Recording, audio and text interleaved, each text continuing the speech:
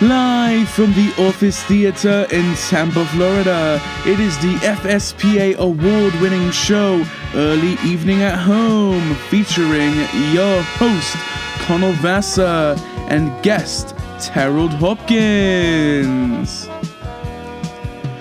Now, ladies and gentlemen, here he is, your host, Connell Vassar.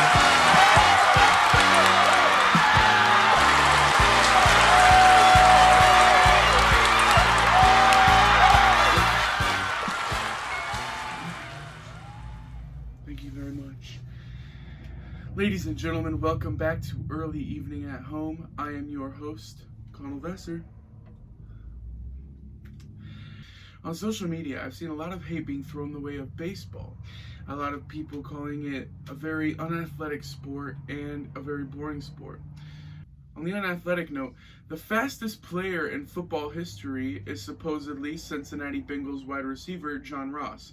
He ran a 4.22 second 40-yard dash at the NFL Combine in 2018. Now, let's take a look at, Tampa Bay Rays center fielder Kevin Kiermaier. His sprint speed is 29.4 feet per second. Now that averages out to 9.8 yards per second. So if we do the math, that means he runs 40 yards in 4.082 seconds, which is, in 40-yard dash terms, significantly faster than football's fastest player of all time. So I wouldn't be calling baseball unathletic anytime soon if I were you guys. As some of you know, my favorite show is NBC's Community. The cast recently reunited on Kim Jong and Joel McHale's Darkest Timeline podcast after their table read, which will air soon. The podcast was hilarious, with many stories and anecdotes of the cast's time working on Community. Some of my favorite stories were Danny Pudi talking about the first time he heard Donald Glover rap, and knowing immediately that he would not be sticking around the show for the entire run. One cast member notably absent was Chevy Chase. Now, we make it no secret here that Chevy Chase is not our favorite person, but we do have to respect him for the work that he did earlier in his career in the 1890s. Now, one may wonder, where was Chevy Chase during all this? As we said last week, he was burrowing his head in sand and forgetting about human life. But where is he this week? I'm considered good looking? Yeah.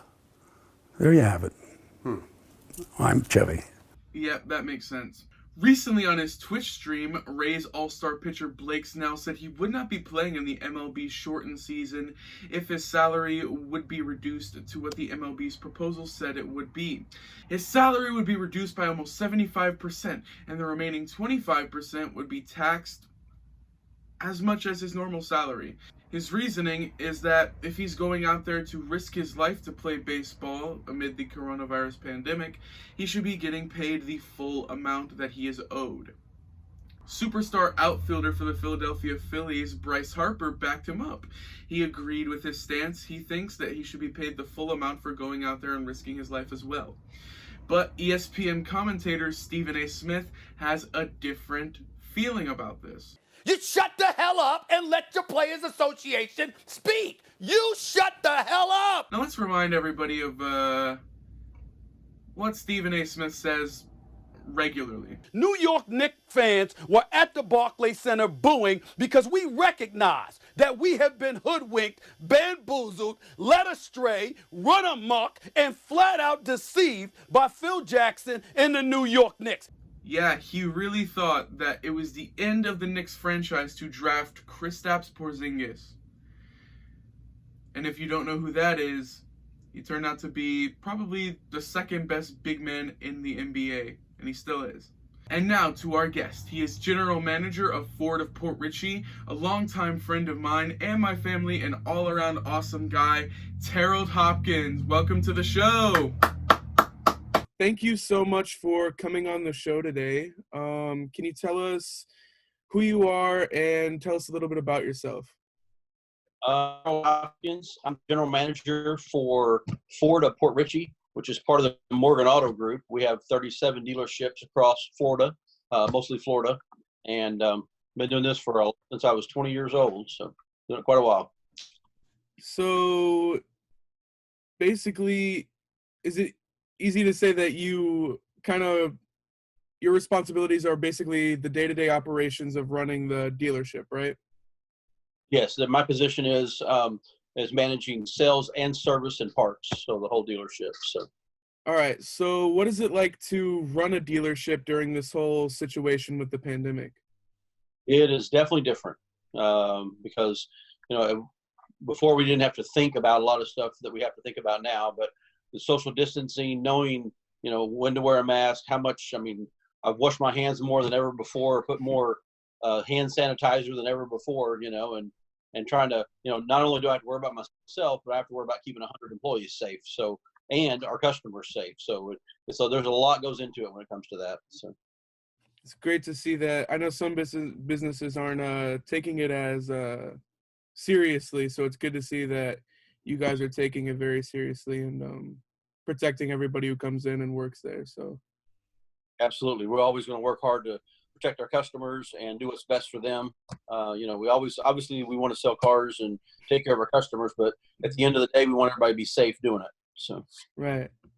So while you have your day job is general manager, but you kind of have another job. I see you on social media. You do a lot of work in the community. So can you tell us a little bit about what you've been doing in the community recently and things that you've done in the past? yeah, I joke a lot of times that I sell cars to be able to make the money to do the other things that I really enjoy doing, which is taking care of charities, doing things like that. I had a sister that passed away, and when she passed away, she had a child that was 3 weeks old, and we adopted him, and we went through an 8.5-year process and about $300,000 trying to adopt him from a guy that was a drug addict in and out of jail and all that. So since that happened, it really opened my eyes to how big of a need there is for children to be protected out there and do things for them. So I do a lot of different charities for a lot of different people, but the ones that I really focus on is more for children. I feel like they're put in situations where they don't have, a choice. They didn't ask, and somebody's not taking care of them. So it really touches my heart whenever I see kids. For example, I'm on the board with Wheelchairs for Kids, which is an amazing organization. And what we do is we provide wheelchairs or handicap equipment for kids. And they're right now, I think to date, we're over 650 kids that have been provided with. What I didn't realize is that insurance and things like that do not cover some wheelchairs, or they may give them one when they were small, but they outgrow it and the insurance doesn't replace it. So our job is to raise money to be able to provide wheelchairs for these kids. And so that's just one of the many ones that we do. But I also do a lot for foster kids. They're going to touch your heart when you see kids that can't find a good home. And the tough part for me is I want to take every one of them home with me because they're such beautiful little kids there, and you just want to take them all home. You can't do that. So the best thing I can do is that I provide for them and help them out as much as possible. That's really, really awesome. So I see on social media also that when you have like events and stuff, I see a guy who does a lot of work in the community as well. Titus O'Neill is at a lot of events and stuff. Can you tell us, how'd you get to know Titus and what is it like working with him? Titus is an amazing character. He is the guy that if you ever get a chance to read his book, he has an amazing book called "There's No Such Thing as a Bad Kid." He also focuses a lot on kids because he himself was his mom was raped as an 11-year-old child. They were on the way to the hospital to help her get an abortion, and she jumped out of the car and said, "No, I want to raise this child." And at 12 years old, she had him. She raised him as a single mother. Did such an amazing job. He was in and out of trouble, out of trouble as a kid. He finally ended up at the sheriff's ranch. The sheriff's ranch, somebody there, a counselor, told him no such thing as a bad kid, and it turned his life around. And as a result of it, he ended up going to Florida and became a Gator football player for 4 years. He's in their Hall of Fame. He then got drafted to play for the Jacksonville Jaguars. He got injured And then as a result of that, somebody turned him on to the WWE. So now he is a WWE wrestler under the name of Titus O'Neil, and it's just an amazing guy. But he does so much for the community and helping out kids. I met him at a previous dealership, and we became good friends. And so every time I reach out to him for something, or every time he reaches out to me for something, we try to help each other out because we can do more together than we can separately. So, for example, he has taken on a whole entire school, Supply Middle School, and determined to turn it around and go from one of the worst schools in Tampa to one of the best schools in Tampa by being there every day and building a gym for them and helping mentor the kids and getting people involved in it. And it's turned the school around overnight. So That's Sly is actually the middle school I was zoned for. I went to Stewart, but it's right near my house, and it's awesome to see him doing work in the community, like in places near me. It's really cool to see that, and it's really cool to see that because I actually I went to WrestleMania 30 and I got to see him wrestle there, and I used to watch TV. Like he would be on TV all the time, and it's awesome to see somebody that I used to watch as a smaller kid do so much good for the community. And he does. He's such an awesome guy. Yeah. I mean, he's a big character. He's such a big. There's been a few times where I've had him ride in the back of a Mustang convertible in a parade that we drove past kids' houses. Unfortunately, he's so massive sitting in the back of a Mustang convertible. It's funny to watch. He'll do whatever it takes to help these kids out and stuff. So. That's awesome.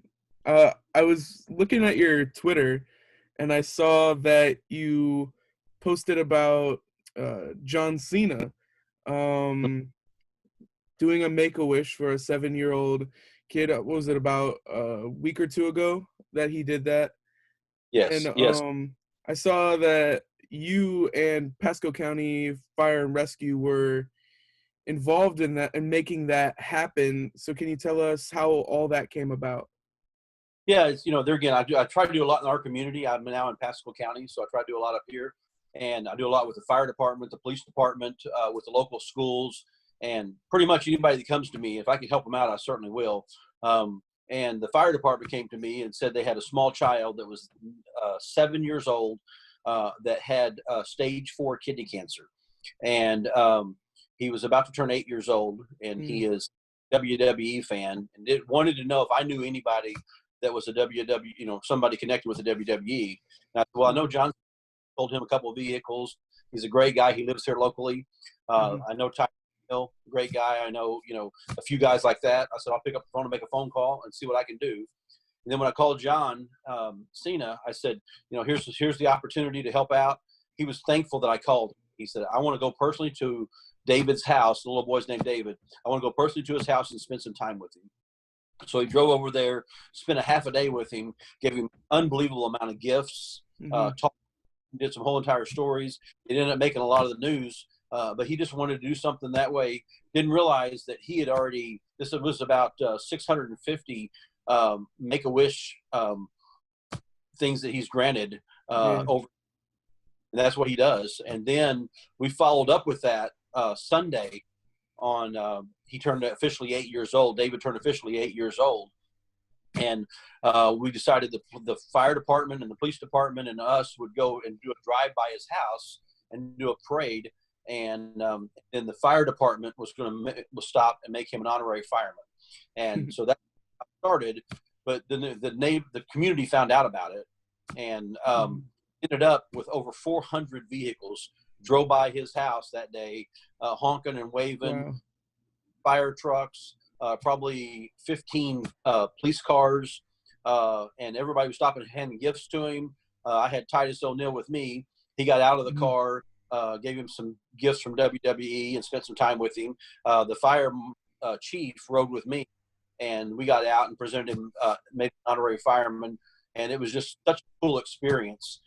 It was just so moving to see that happen and to know that the community came out. I mean, I've never heard of a parade that had 400 cars that showed up just by social media. Basically, we kind of announced we were, and all of a sudden it snowballed into exotic cars, Mustang trucks, Jeeps. I mean, all kinds of car clubs came out, over 400 vehicles, and it was very moving. That's I remember seeing that on the news too. That was really cool to see you guys put that together for him. Well, I got to tell you, the best news is that Monday, that was on Sunday. On Monday, his test came back, and they say that his cancer is getting better and that he's got a good chance of survival now. And they didn't know that going into that weekend. They didn't know that was his birthday. So the chemo's working, and hopefully he'll get better and become a strong kid. I mean, just such an amazing child. And you hate to see any kid go through that. But the good news is that it's working, and he has a chance to survive now. So I had not seen that in the news. That's really great to hear. That's really cool. So that's all the time we have today. Thank you so much for coming on, and have a great rest of your day. Hey, Connell, thank you so much. You're an awesome kid yourself, and I really appreciate it, man. It's always good to know you. Thank you, Terrell, so much for coming on the show.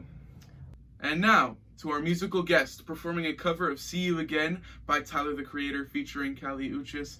It is our very own Sean DeYoung.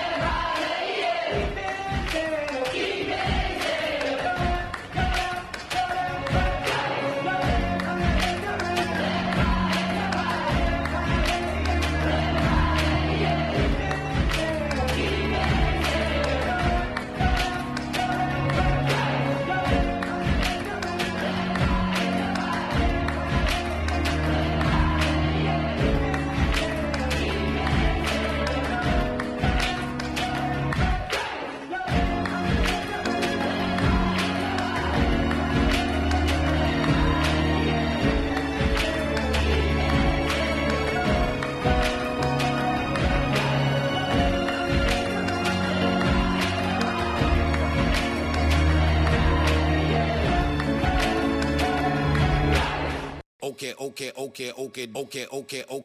You live in my dream state. We low-key my fantasy. I stay in reality. You live in my dream state. Anytime I count sheep, that's the only time we make up. You exist beyond my eyelids. Now I don't wanna wake up. 2020 vision. Cupid hit me with precision. I wonder if you look both ways when you cross my mind. I said I'm sick of chasing. You're the one that's always running through my daydream. I can only see your face when I close my eyes. Can I get a kiss? And can you make it last forever? I said I'm about to go to war, and I don't know if I'ma see you again. Can I get a kiss? And can you make it last forever? I said I'm about to go to war, and I don't know if I'ma see you again. Let's switch it up. I said, okay, don't get my infatuation. It's relating to another form of what you call it. Oh yeah, I ain't met you. I've been looking, stop by waiting for. I stopped the chasing like an alcoholic. You don't understand me, what the heck do you mean? It's some rose tinted cheeks, yeah, it's some dirt color eyes. Sugar, honey, iced tea, bumblebee on the scene. Yeah, I give up my bakery to have a piece of your pie. Yeah, 2020 vision. Cupid hit me with precision. I wonder if you look both ways when you cross my mind. I said I'm sick of chasing. You're the one that's always running through my daydream. I can only see your face when I close my eyes. Can I get a kiss? Can you make it last forever? I said I'm about to go to war, and I don't know if I'ma see you again. Can I get a kiss? And can you make it last forever? I said I'm about to go to war. And I don't know if I'ma see you again. Okay, okay, okay, okay, okay, okay, okay, oh, okay, okay, okay, okay, okay, okay, okay, oh, okay, okay, okay, okay, okay, okay, okay, oh, okay,